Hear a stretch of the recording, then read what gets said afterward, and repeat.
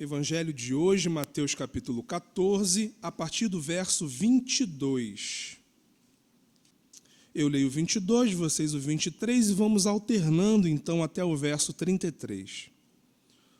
Logo a seguir, compeliu Jesus os discípulos a embarcar e passar adiante dele para o outro lado, enquanto ele despedia as multidões.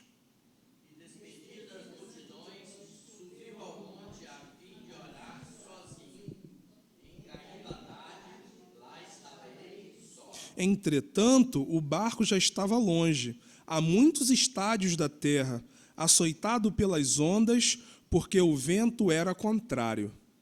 Na quarta vigília da noite, foi Jesus ter com eles andando sobre o mar. E os discípulos, ao verem-no andando sobre as águas, ficaram aterrados e exclamaram: "É um fantasma!" E, tomados de medo, gritaram. Mas Jesus imediatamente lhes disse: Tenham bom ânimo, sou eu, não temais. Respondendo-lhe Pedro, disse: "Se és tu, Senhor, manda-me ir ter contigo por sobre as águas." E ele disse: Venham. E Pedro, descendo do barco, andou sobre as águas e foi ter com Jesus. Reparando, porém, na força do vento, teve medo e, começando a submergir, gritou: "Salva-me, Senhor!" E prontamente Jesus, estendendo a mão, tomou-lhe e lhe disse: Homem de pequena fé, por que duvidaste? Subindo ambos para o barco, cessou o vento. Todos e os que estavam no barco o adoraram, dizendo: "Verdadeiramente és filho de Deus." Muito bem, muito bem. Esse é o famoso relato em que Jesus anda, né, por sobre as águas. E eu vou refletir aqui bem brevemente, né, para a gente não se delongar muito, sobre um pouco desse episódio. Né? A primeira coisa que a gente tem que notar, que eu acho que é importante, é que esse relato só não se encontra no Evangelho de Lucas. Lucas é o único evangelho que não menciona essa ocasião. Né? Então, Mateus, Marcos e João têm esse texto, né? Escreveram esse texto baseado nas suas fontes e puseram ali no seu evangelho. É claro que, como a gente tem visto, quando a gente compara alguns relatos de um evangelho para o outro, é possível a gente achar algumas diferenças de narrativa. Né? Porque ali a gente não pode encarar os textos dos evangelhos, ou os textos bíblicos em geral, como uma fonte histórica, jurídica. Quer dizer, pode ser uma fonte histórica? Pode. Mas não é o intento de quem escreve escrever história. Quem escreve está escrevendo teologia, uma narrativa teológica, para inspirar as comunidades cristãs, desde o primeiro século até nós hoje, a refletir sobre os passos de Jesus e sobre os seus feitos. Então, aqui a gente também encontra algumas diferenças. Por exemplo, só o Evangelho de Mateus que menciona que Pedro também vai ao encontro de Jesus e anda por sobre as águas. Marcos e João não mencionam essa atitude de Pedro. Jesus anda por sobre as águas, mas no caso de Marcos, Jesus sobe para o barco, depois de falar para os discípulos não temerem. E no caso de João, depois de falar para os discípulos não temerem, Jesus volta para a praia. E aí o barco encosta e volta para a praia da onde saiu. Então tem um pouco, algumas nuances aí. Claro, mas a base, tem uma base aí que podemos considerar que é a mesma, entre os evangelhos. Muito bem. É importante a gente pensar aqui sobre algumas coisas que os estudiosos, os teólogos dizem. Alguns vão dizer que o fato de Jesus ter forçado, por exemplo, os discípulos a atravessarem o lago se dava pelo fato de que a multiplicação dos pães e dos peixes, que a gente viu na semana passada, iria chamar a atenção de Herodes Antipas, que era o tetrarca, ou seja, é um líder. O Império Romano dividia o seu império em regiões e cada tetrarca era responsável por uma região. Então, Jesus, percebendo que aquele milagre da multiplicação poderia chamar a atenção de Herodes, que já estava de olho nele e nos seus seguidores, então ele impele, e impelir aqui é uma palavra muito pomposa para dizer obriga.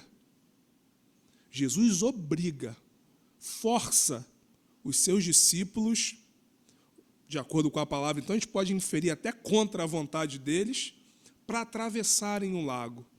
Então, de acordo com a narrativa de Mateus e também de Marcos, Jesus impele os seus discípulos a saírem de Cafarnaum, lado noroeste do lago de Genezaré, que é onde era a região de Herodes Antipas, e atravessarem para o nordeste do lago, que era uma outra região onde governava o tetrarca Filipe, que era conhecido por ser uma pessoa mais calma e mais pacífica.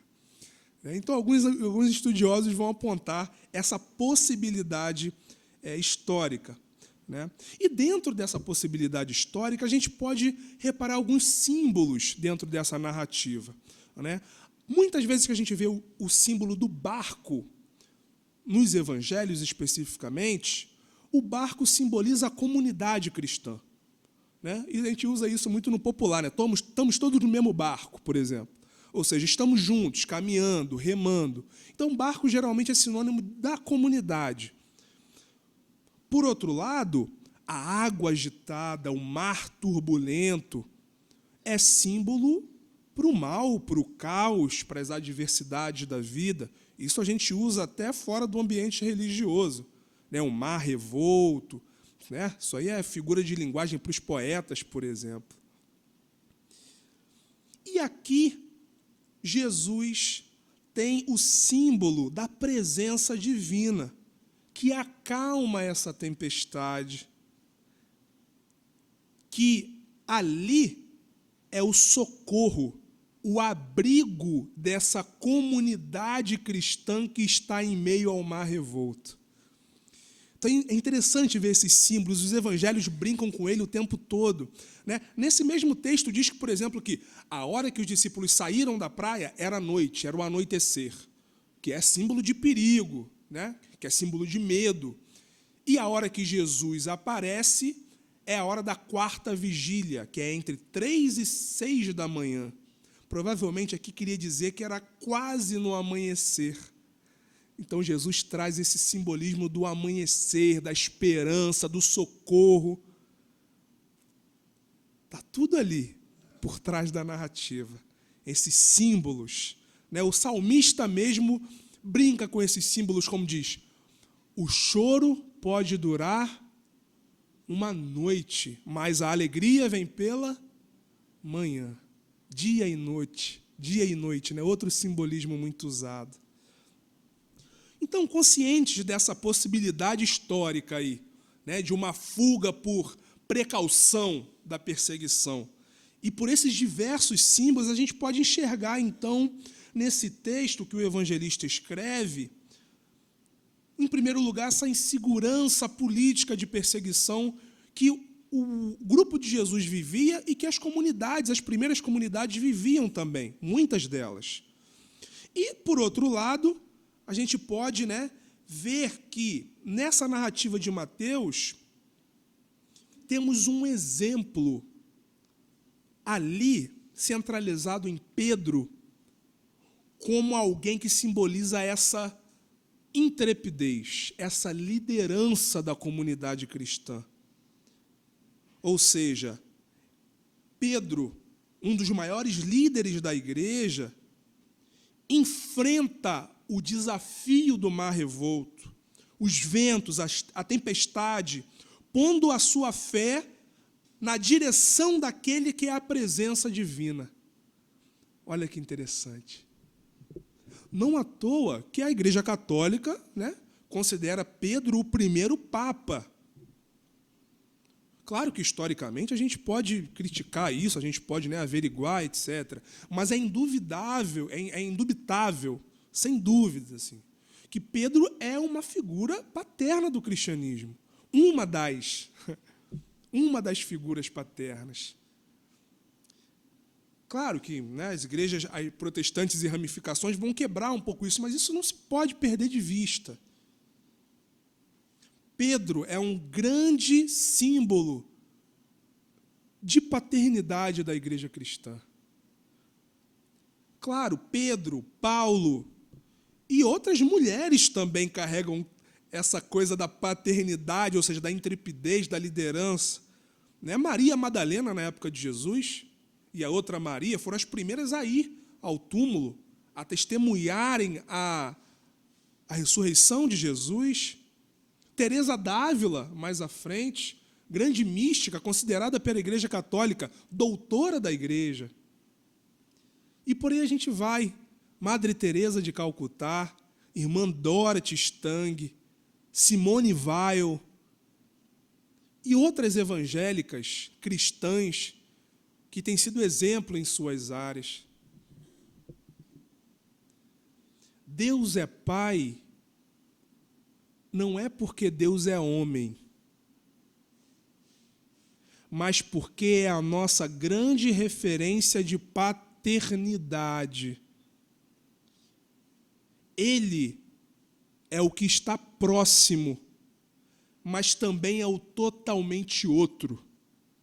Eu escrevi um pequeno textinho, está no verso do boletim, depois em casa vocês podem ler com calma, sobre o Dia dos Pais. E a paternidade é essa qualidade que faz ponte entre o que é familiar, entre a segurança e o mundo que a gente pode desbravar. A mãe é o útero. É a extensão. Você sai do útero, mas a maioria continua sendo amamentado por aquela figura, o cheiro. É tudo familiar, é tudo seguro, é tudo abrigo. E o pai é aquele que é conhecido, mas é desconhecido. É familiar, mas mostra uma extensão maior do mundo. Aquele que encoraja, aquele que diz que tem um mundo lá fora. A paternidade é uma qualidade que faz ponte entre a segurança e a insegurança, entre o medo e a coragem. Por isso Deus é esse, próximo e totalmente outro. Sempre junto, mas sem proibir de que exerçamos a nossa autonomia enquanto filhos e filhas. A autonomia de existir, de ter a coragem de enfrentar a vida, mas também a autonomia de sentir medo, de se sentir inseguro. Pai é aquele que não proíbe a gente de ter medo.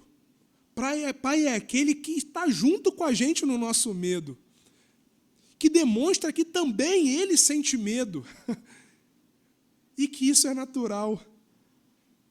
A figura paterna é aquela que nos mostra as inúmeras possibilidades de ser, mas que também aponta os nossos limites de ser. Pai é quem nos mostra que há na vida uma dimensão desconhecida a ser descoberta, mas também nos ensina que é comum a gente se sentir atordoado em meio a essas tempestades, o caos que às vezes a vida faz e demonstra para a gente. A figura paterna escancara em nós e para nós a ambiguidade da existência. A nossa vontade é ficar no colo da nossa mãe eternamente. Mas o Pai é aquele que vai nos tirando. E isso é doloroso, é claro que é. Mas vai nos tirando um pouco dessa segurança. E essa ambiguidade da vida. Sair da segurança e cair para uma insegurança, mas que vai nos mostrar todo mundo ao nosso redor. E vai nos mostrar que a vida oscila, como aquele mar da Galileia, como aquele barco que subia e descia naquele tempo, naquela tempestade. Tem uma história budista, e com isso eu caminho para o fim, que se assemelha muito a essa narrativa do Evangelho. E a história diz assim: um dia, um homem piedoso estava tão absorvido pela meditação, contemplação do Buda, que, sem perceber, entrou no rio e começou tranquilamente a andar sobre as águas. De repente, ele percebeu as ondas e saiu da meditação. Imediatamente, ele começou a afundar. Voltou ao estado de meditação, contemplação do Buda. E imediatamente pôde retomar o seu caminho por sobre as águas. A oscilação da vida, às vezes em comunhão com Deus, às vezes sentindo que nós estamos afundando. Mas logo a gente retoma e lembra dessa presença que nos faz andar por sobre as águas. Essa presença que às vezes consegue nos tirar de uma situação tão preocupante, uma situação que tira o nosso sono, mas de repente a gente sente que alguém nos fala: é meu, somente meu, todo o trabalho, e o teu trabalho é descansar em mim. Um salve a todas as figuras paternas que nos ensinam sobre o vai e vem da vida, sobre o ficar na segurança, sobre o sair para o mundo. Um muito obrigado ao nosso Deus Pai, que sempre nos puxa para a sua dimensão de abrigo quando a tempestade aperta. Graças a Deus, que Deus Pai nos abençoe e nos ilumine nesse mar tão grande que temos à nossa frente. Amém.